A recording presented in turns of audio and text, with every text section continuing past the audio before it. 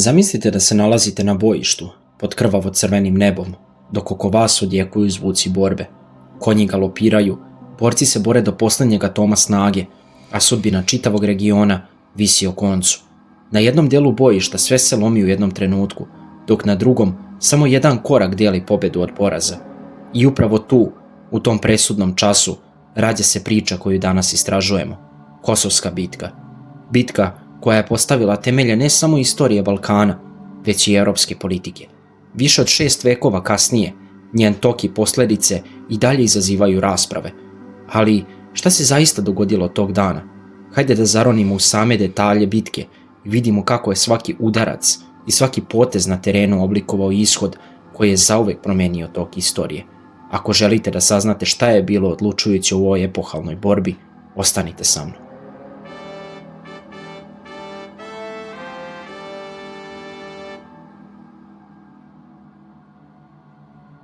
Invazijom Mongola početkom 40. godina 13. veka, nekada moćni rumski sultanat postaje njihov vazal.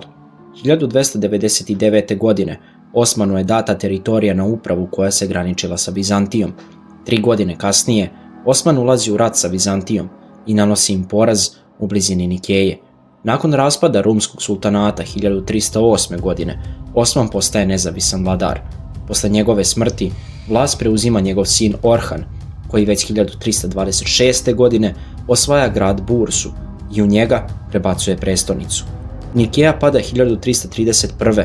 a Nikomedija 1337. Prve korake na europskom tlu Turci čine 1354. godine zauzimanjem Galipolja. U narednoj deceniji u njihove ruke padaju Hadrianopolj, odnosno današnje Jedrene, kao i grad Plovdiv. Novi sultan, Murat I, premešta prestolnicu iz Burse u Jedrene. Sve je ukazivalo na to da niko ne može zaustaviti širenje Osmanlija. Ipak, da bi zavladali čitavim Balkanom, morali su prvo da probiju bedem na zapadu, Srpsko carstvo. Svesni opasnosti koju su Turci predstavljali za Balkan, braća Mrnjavčević, Vukašin i Uglješa odlučuju da im se suprotstave na njihovoj teritoriji, sa namerom da ih proteraju iz Evrope. Sa vojskom od oko 40.000 ljudi kreću dug marš ka reci Marici. Međutim, pošto su se utaborili, pod okriljem noći dolazi do iznenadnog turskog napada. Turci su brojali svega oko 1000 vojnika. Prodiru duboko u srpski logor, a srpska vojska nije uspjela da se reorganizuje, izbije redove. Mnogi su u panici bežali, neki su se utopili u Marici, a Vukašin i Uglješa su poginuli. Nakon toga, mnogi srpski velikaši, među kojima i Marko Mrnjavčević, sin Vukašina, postaju turski vazali. Posle smrti posljednjeg Nemanjića, Uroša V, svega 3 meseca nakon bitke na Marici, Srpsko carstvo se raspalo. Feudalni gospodari postaju nezavisni, među njima i knez Lazar, vladar Moravske Srbije. Pre Kosova Turci su već pokušali napad na Srbiju. Knez Lazar im se suprotstavio 1386. godine na Pločniku i naneo im poraz. Tada je shvatio da se borba protiv Osmanlija ne može voditi samostalno, pa šalje pisma feudalcima kao i kralju Bosne, Tvrtku I, sa ciljem stvaranja snažnog saveza.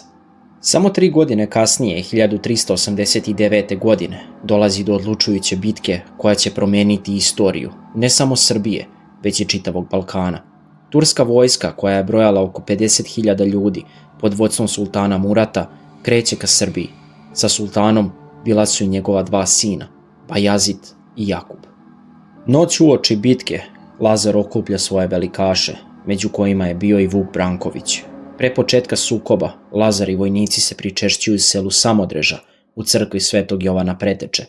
Ujutru 15. odnosno 28. juna 1389. godine dolazi do sudara 2 vojske, 2 civilizacije koji će odlučiti sudbinu jednog naroda. Turska vojska raspolagala je akindžijama, lakom konjicom zaduženo za gonjenje neprijatelja u povlačenju.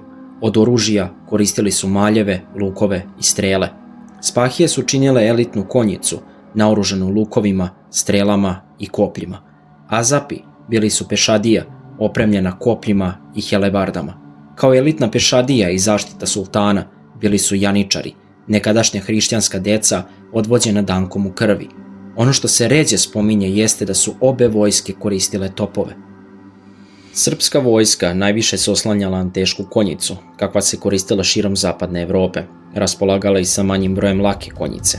Pešadija je bila naoružana kopljima, štitovima i mačevima. Po procenama, knez Lazar je poveo oko 30.000 ljudi. Lazar je očekivao susret sa Muratom na nepovoljnom terenu, koji bi neutralisao brojčanu nadmoć Osmanlija.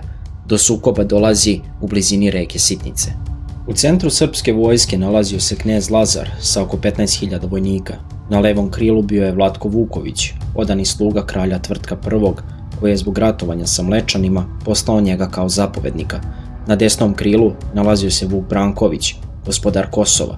I Vlatko i Vuk raspolagali su sa po oko 7.000 vojnika. U centru turske vojske bio je sultan Murat, okružen janičarima i sa oko 20.000 ljudi. Na levom krilu nalazio se njegov sin Jakub sa oko 15.000 vojnika iz Anadolije, dok je na desnom krilu bio Bajazid sa približno istim brojem ljudi. Ispred turske vojske nalazio se kontingent strelaca, koji je iskopao plitak krov sa palisadama kako bi sprečio juriš srpske teške konjice. Bitka je započela dejstvom topova sa obe strane, ali nijedni nisu imali dovoljan domet. Tada u napad kreće srpska teška konjica. Prvi udar je bio gotovo poguban za Osmanlije. Na srpskom desnom krilu Vuk Branković nanosi težak poraz Jakubu, čije se krilo gotovo u potpunosti raspalo. Na levom krilu Vlatko Vuković ima problema sa Bajazitom. U jednom trenutku iz redova Vuka Brankovića 12 vitezova kreće u juriš ka samom centru turske vojske. Jedan od njih, u narodu poznat kao Miloš Obilić, zadaje smrtni udarac sultanu Muratu, ali i sam strada. I pored gubitka vladara, Bajazid preuzima inicijativu, zadaje snažan kontranapad i primorava Vlatka na povlačenje. U tim trenucima opkoljava se srpski centar, a knez Lazar biva zarobljen. Uvidevši da je knez Lazar zarobljen, Vuk Branković se povlači. Ovdje dolazimo do ključnog pitanja: zašto? Malo ko zna da je pre bitke postojao dogovor između Lazara i Vuka: ako jedan pogine ili bude zarobljen, drugi se povlači kako bi sačuvao ono što je ostalo. Knez Lazar je zatim bio pogubljen. Međutim, izvori su protivrečni. Jedni govore o srpskoj pobedi, drugi o turskoj. Neki navode da je knez Lazar pogubljen posle bitke, kada je sa vojskom otišao u crkvu da se pričesti i proslavi pobedu. Pobeda, poraz ili samo smrt sa obe strane. Kako god bilo, Osmanlijama će biti potrebno još 70 godina da u potpunosti osvoje Srbiju. Ako vam se svideo video, lajkujte, podelite, komentarišite i zapretite kanal. A mi se vidimo u narednom videu. Pozdrav!